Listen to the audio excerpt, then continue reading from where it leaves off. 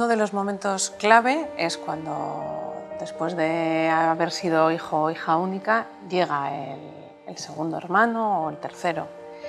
¿Qué podemos hacer las familias para acompañar ese proceso de pasar de ser hijo único a compartir un espacio con hermanos y hermanas? Vale. Bueno, lo primero de todo es entender que es un proceso que lleva un tiempo y por tanto hay que tener mucha paciencia. Y mucha paciencia no solo por el proceso de celos cuando se inicia ese tipo de relación, que nace un hermanito, sino también porque muchas veces la familia siente que las rabietas que pueda tener el mayor o los conflictos que puedan derivar de eso se lo toman como algo personal. Entonces ahí esa paciencia también lleva el significado de intentar no verlo como algo personal, entender que es un proceso natural y que cuando metemos algo nuevo al sistema, el sistema necesita reestructurarse y eso lleva tiempo. Entonces eso sería lo primero que habría que tener en cuenta. Luego también dependerá mucho de la edad de los niños, ¿no? Pero es muy frecuente, sobre todo cuando igual pues hablamos de lo típico, pues de 3, 4 años y que nace un hermanito o hermanita, hay que tener en cuenta que habrá que dar mucho cariño, mucho tiempo especial dentro de lo que se pueda, porque la situación a veces pues no es posible, ¿no? Pero también hay que intentar no dar pasos hacia atrás. Es decir, si hay ciertas cosas que el niño o la niña ya había adquirido, ya sabía hacer, como por ejemplo puede ser vestirse o ponerse el zapato, es interesante que eso siga haciéndolo.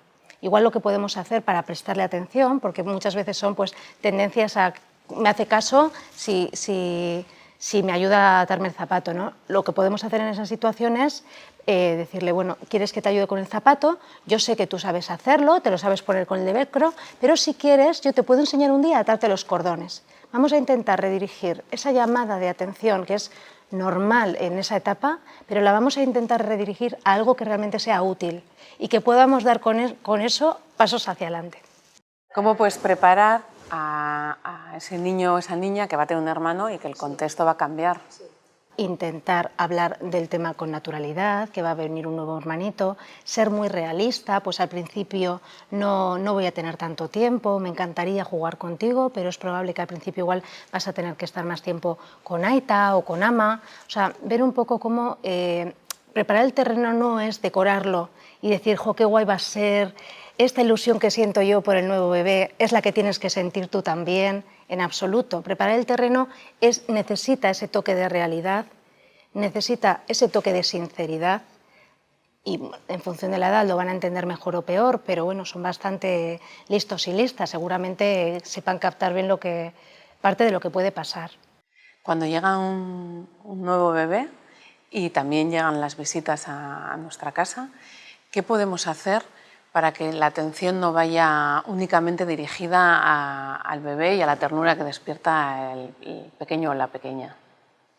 Una clave es intentar preparar un poquito antes el terreno, porque en ese momento estás metido en un montón de emociones y hormonas que al final es complicado intervenir de manera más racional, por lo que es conveniente preparar el terreno. En concreto, se puede hablar con los padres, tíos, madres, o sea, se puede hablar previamente al nacimiento y pedir por favor que intenten pues, no prestar demasiada atención al bebé, porque de momento el bebé todavía no se entera mucho y se entera mucho más el hermano o la hermana mayor.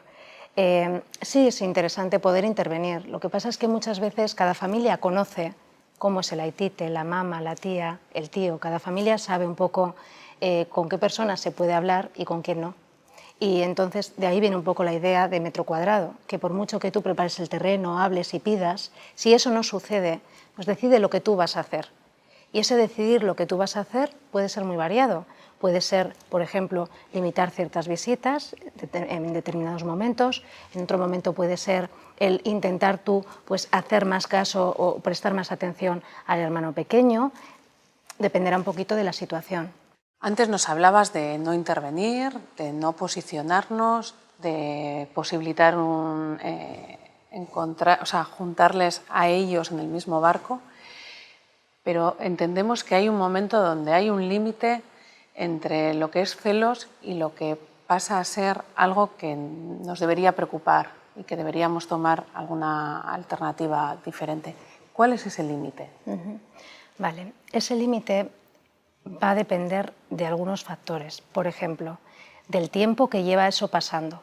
Si es un cambio, si ha habido un cambio en la familia que ha sido hace poco tiempo, como puede ser el nacimiento de un hermanito, y de repente la hermana mayor pues está un poco más agresiva, digamos, pues puede ser un tema de tiempo, que necesite unos meses más, pues 6 meses, por ejemplo, 3-6 meses, para que vuelva a estar más como era antes, ¿no? Pero también, además del tiempo, vamos a tener en cuenta el nivel de violencia al que se llega o el nivel de conflictos al que se llega.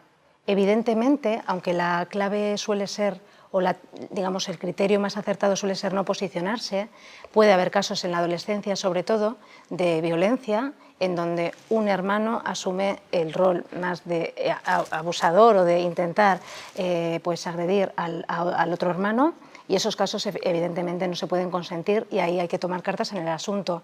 Habrá situaciones también en las que vemos cómo igual una persona está pagando con su hermano conflictos personales que pueda tener en el colegio o frustraciones que puedan tener en otros ámbitos de su vida. Entonces ahí también hay que consultarlo, porque aunque es verdad que vamos a intentar no posicionarnos, siempre va a haber unos límites, que va a ser el del cuidado y el respeto, no llegar a casos extremos de violencia, y luego también que no se cronifique, que no sea algo que se da durante mucho tiempo y de una forma muy intensa. Generalmente las familias en esto suelen acertar bastante, porque cuando ya consultan es porque realmente se han visto sin recursos para afrontar esa situación. Y muchas veces, incluso aunque no se llegue ahí, hay familias que ven que necesitan aprender ciertas herramientas pues para precisamente no llegar ahí, ¿no? de manera preventiva.